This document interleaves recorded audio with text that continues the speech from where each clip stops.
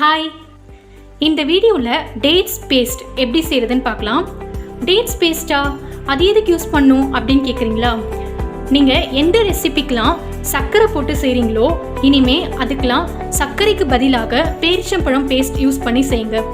ஏன்னா சர்க்கரை நம்ம உடம்புக்கு எவ்வளோக்கு எவ்வளோ கெட்டதோ அதே அளவுக்கு பேரிச்சம்பழம் நம்ம உடம்புக்கு ரொம்பவும் நல்லது.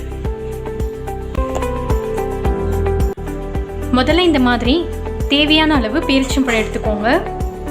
நான் 20 பேரிச்சம்பழம் எடுத்திருக்கேன். பேரிச்சம்பழத்தில் இந்த மாதிரி கொட்டை எடுத்துடணும். ஃபஸ்ட்டு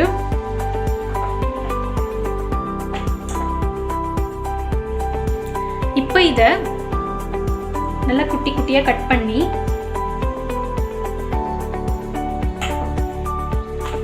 ஒரு கிண்ணத்தில் போட்டுக்கணும்.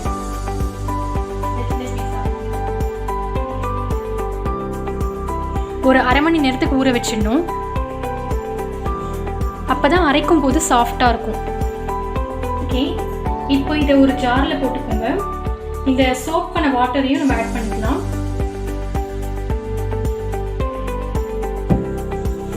இப்போ இதை நல்லா அரைக்கணும்.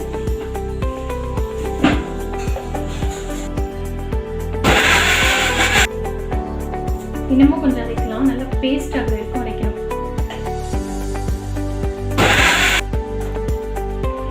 இப்போ பாருங்கள், நல்லா சாஃப்டாக இருக்குது. இதுதான் கரெக்டான ஸ்டேஜு. இப்போ இந்த மாதிரி ஒரு கண்ணாடி பாட்டிலில் போட்டு வச்சிடலாம்.